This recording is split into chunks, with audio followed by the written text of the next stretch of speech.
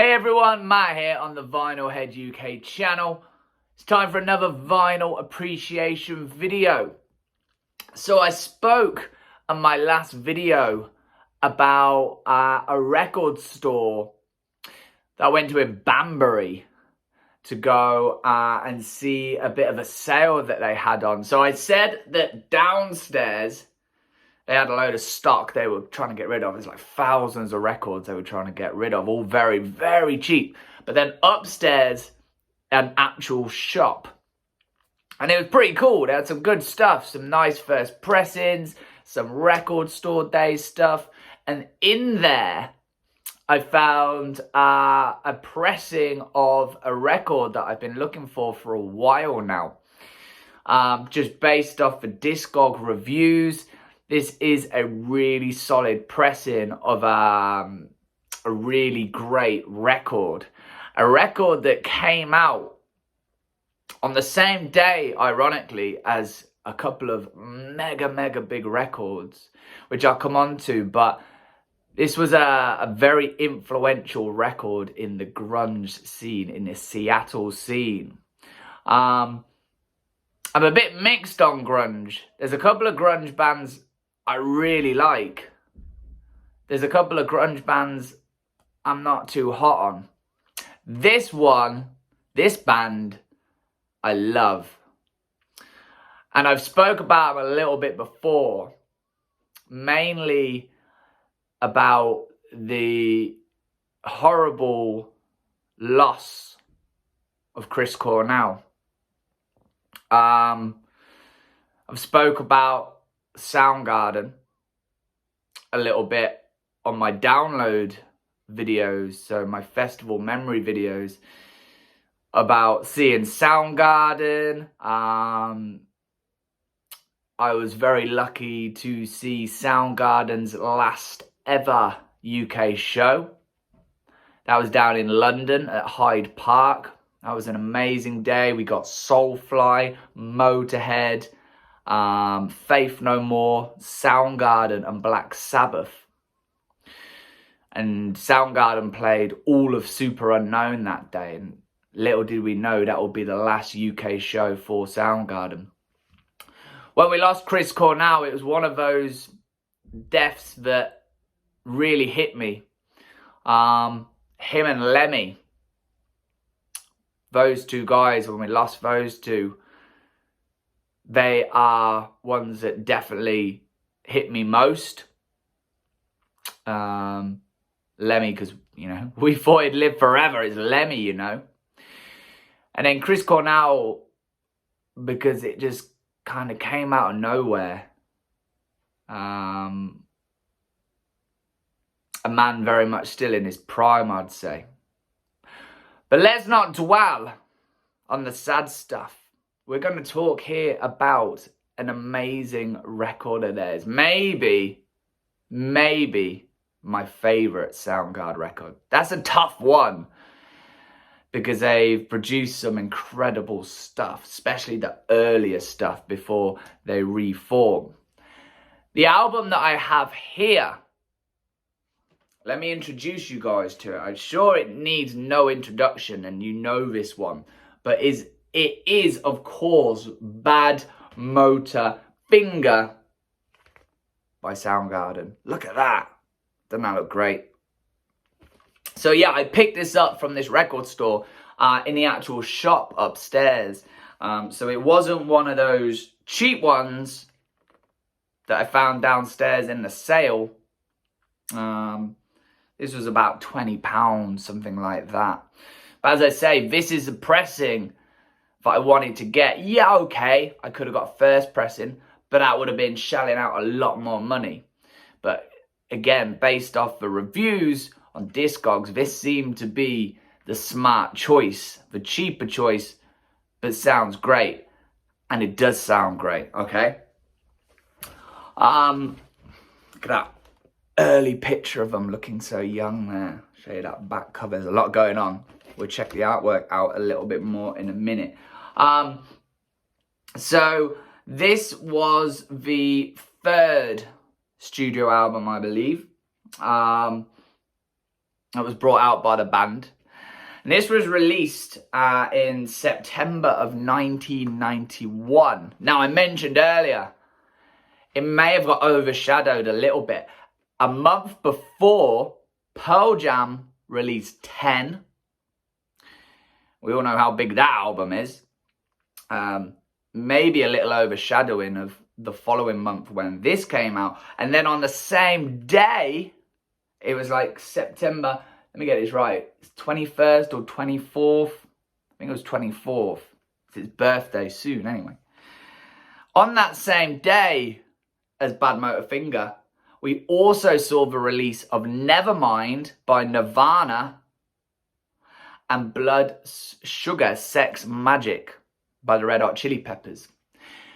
A big month if you count 10 in as well. It's a big month for the grunge and the kind of more alternative scene, especially with the Chili Peppers. I definitely wouldn't throw them under the grunge title, that more alternative title. But, you know, with 10 and Nevermind, two massively influential albums in the grunge scene. And yeah, this coming out in the same day as well. That was a big day for music. If you're into your grunge and alternative, that was a big day with some big releases. I kind of feel this would have been overshadowed a little bit, not just by Pearl Jam, but by Nirvana and the Chili's as well. But obviously this has gone on to hold its own, you know, against those two albums, 3 albums if you want as well. It's gone on to hold its own, definitely, and kind of help propel Soundgarden more into the kind of a mainstream press, music channels, stuff like that. It obviously produced a few singles, which went on to do big things. And then, of course, it got bigger from there when Super Unknown came out after. Black Hole Sun, I think everybody knows Black Hole Sun. But this is a stellar album. This is solid. The band got a couple of good support slots on this one as well, which obviously put them out there a little bit more. They did the support rounds with Guns N' Roses on the Use Your Illusion tour, Skid Row on the Slave to the Grind tour. So, you know, 2 bands with Skid Row and Guns N' Roses that are right in their prime.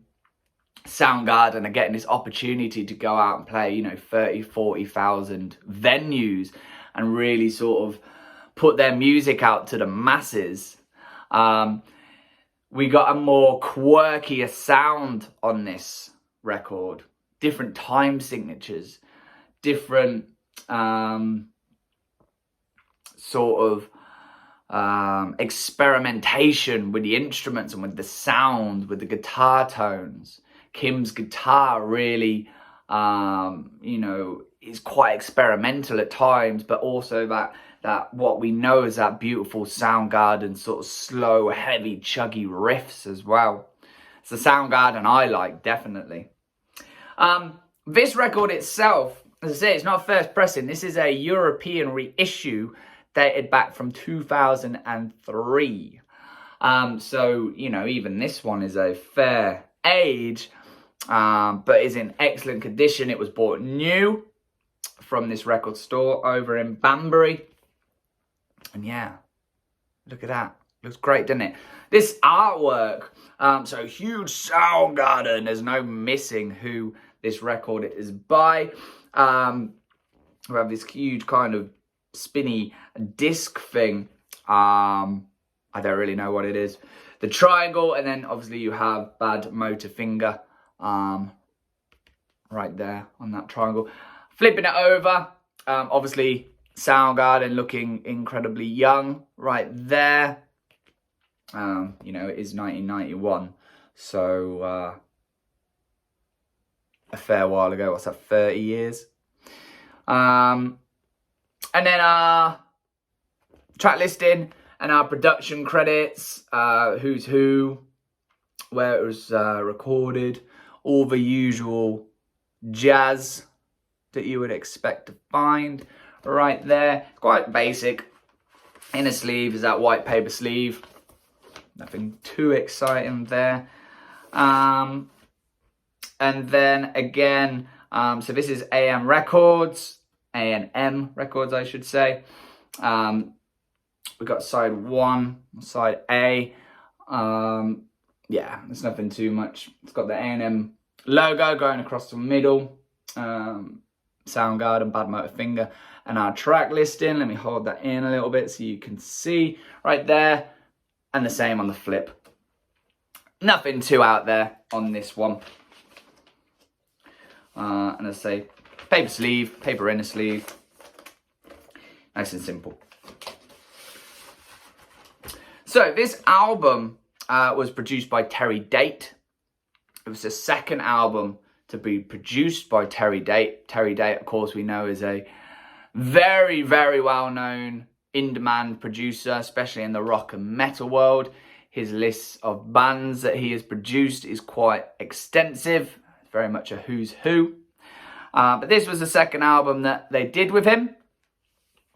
And as I say, I mean, this was kind of going into a more kind of experimental sound, different time signatures, stuff like that. Chris Cornell's Vogue, his lyrics are kind of, I don't know how best to describe it really. They don't paint an obvious picture with his lyrical content. It's very much open-ended for you to put what you feel on his lyrics. You know, it's not black and white. He's not talking about a girlfriend. He's not talking about drinking or driving fast cars or, you know, cliche stuff. There's a lot of open-ended imagery for you to put your own spin on it, really, which is cool. You know, sometimes I like lyrics to be quite to the point. So you've got that connection, but at other times I think it's quite cool to let your mind kind of wander as to what's he thinking, what's he feeling, what does this mean, and then spin your own interpretation on it. And that's very much what I feel he has done on this record. This also was the first album, the first record by Soundgarden to feature Ben Shepherd, who of course came in on bass guitar. I think that pushed the band into that different sound. He brought some great writing abilities and credits to this. The bass sounds so nice as well on this record. You could just hear it rumbling away underneath. It's so nice. There's a couple of really nice bass lines as well throughout this record. But yeah, this was his first record with Soundgarden. Lineup, of course, was Chris Cornell, who was vocals and guitar as well, so kind of more the rhythm guitar. Let me pronounce this right. Kim Tile. I think it's that because he said before it rhymes with smile, so I hope I've got that right. On the guitars, Ben Shepherd, as I say, coming in on the bass, and then Matt Cameron on drums. Of course, Matt Cameron doing double duty with Pearl Jam and Soundgarden. So, a busy man in the grunge scene, especially with 10, and then Badmotorfinger coming out a month apart. That would have been interesting to do his touring cycle. So, let's have a little look at our track listing. So, side 1, side A, Rusty Cage, Outshined, Slaves and Bulldozers, Jesus Christ Pose, Face Pollution, and Somewhere. Side 2, side B, Searching With My Good Eyes Closed, Room 1,000 Years Wide. Come on to that one. Mind Riot, Drawing Flies, Holy Water, and New Damage. It's quite a lengthy record. It's just the 2 sides. It's just shy of an hour. So it is cramming quite a bit of music onto each side. We don't lose the clarity, I would say. So there are other records out there which do push the limits a little bit. I think 20 minutes is a good amount of time on a record for its music. Anything more than that, I think we start to lose that clarity. We get the distortion coming in, but I don't really feel that on this. I think we're doing okay. As I say, it sounds a good pressing. I think the first side is solid. I don't think there's a weak track on that. Rusty Cage, especially with its kind of frenetic end, or not end, but back, maybe half or back third, where it slows down, it stays in 4, but I think Matt Cameron's drums throw it a little bit, not in a bad way, of course. Sounds great. Outshined. Now this to me, I touched on it earlier, this to me is what Soundgarden is, that sludgy, grungy, slow, heavy tempo, slow tempo. That to me is Soundgarden, classic Soundgarden sound. And you get that just here with Outshined. It's so heavy. This is where we start to see our time signatures change. So this is in 7/4, which is a lot of fun to play away from, or play along to, sorry. And it's a great track. It's heavy, especially live. God, it was heavy live.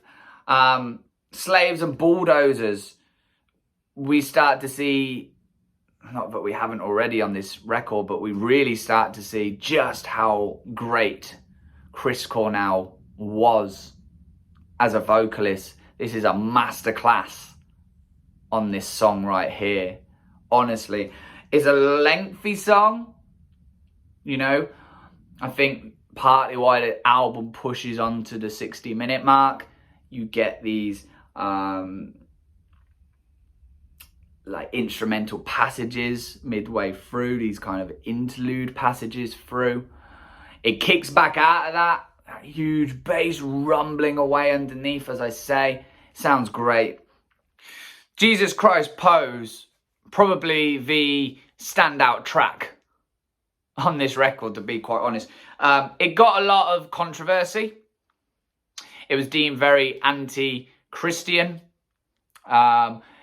They had death threats on tour dates from people coming to the shows and kind of protesting the band as being very anti-Christian. I'm not really sure what the actual message was delivered out with Chris Cornell's lyrics. As I say, they're quite open-ended. But it's such a great moment on the record. It's kind of the centerpiece of the record. Obviously made it out as a single. But again, just Soundgarden at their best right here. And Chris Cornell is absolute best on this track. Face Pollution, quite up-tempo. I think this is where we go from Chris Cornell masterclass to a Matt Cameron masterclass. He sounds fantastic on this. He's a fantastic drummer. He knows exactly what the song needs, and he shows it here, whilst also giving a little bit of extra flair, shall we say, to the song. And then we go on to Somewhere, which is probably the weakest track of the first side, maybe. It kind of limps out on the end with a fade out that fades back in. Kind of just, I don't know, weaker track, I would say, on this. Flipping it over onto the second side, we have Searching With My Good Eyes Closed, which live is a fantastic track. If you ever got to see that live, again, it's that slow, sludgy, mid-tempo heaviness that Soundgarden were amazing at. It's got that weird vocal intro, talking about a cow and then a rooster. Very odd. But then we go into it and it's just, I love it. I love this slow tempo stuff that Soundgarden do. We go into a middle passage where there's lots of vocal effects on Chris Cornell's voice before we erupt back into the outro, where Kim's lead is, you hear it. It doesn't sit high in the mix, but you hear it through with Chris's vocals really going some. It's a great end to a great track. We jump on to Room 1,000 Years Wide, which personally is my favourite track on this record. I know a lot of people will say Jesus Christ Pose, Rusty Cage, Outshined, probably Slaves as well. But for me, this is fantastic. The only bit which I don't like is coming outro. That saxophone just appears from nowhere. It's very odd because there's a little bit of brass, I think, that I heard on Face Pollution. I think I can make out a little bit of brass in there. But then on the end of this track, we hear a sax. And then it was like, that sounds great. Let's add it into a few other tracks coming up. It's the only bit I don't like. It kind of detracts from the heaviness and just how great the rest of the track is. It's my only little niggle on it. It's very out there. It's very, you know, how many grunge tracks do you know with sax? You know, how many hard rock tracks do you know with sax? Not that many. So it's kind of an out there move to go with. It'd be interesting to see whose idea that was, if that was a Terry Date thing or a band thing. Soundgarden actually saying, let's bring sax in. Yeah, I mean, it's another one that's got an odd tempo, 6/4. But yeah, what a track, man. What a track. It's probably the only Soundgarden track that I didn't get to hear live that I would have wanted to hear live. I was pretty lucky with Soundgarden here, playing all the tracks that I love. This is probably the only one I didn't get to hear live, and I wish I could have, just once. Would have rocked my socks, let me tell you. The end of this now, so the final, well, we got 4 tracks: Mind Riot, Drawing Flies, Holy Water, and New Damage. I kind of feel our filler-esque to round off. Maybe not as much New Damage. I think those 4, New Damage is probably the stronger of the 4. For me, if you'd missed off Mind Riot, Drawing Flies, and Holy Water, and just ended with New Damage after Room 1,000 Years Wide, I don't think it would have changed the album all that much. I don't think it would have detracted away from the album, from the record. I don't know. I just kind of feel them as a bit filler-esque and just something to buffer out this record. It's my own personal opinion. You might disagree. Let me know. Drop me some comments.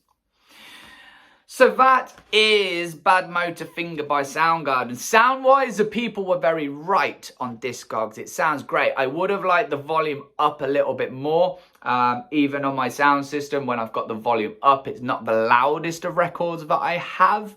I would have liked it to have a little bit more welly, a little bit more punch on the volume.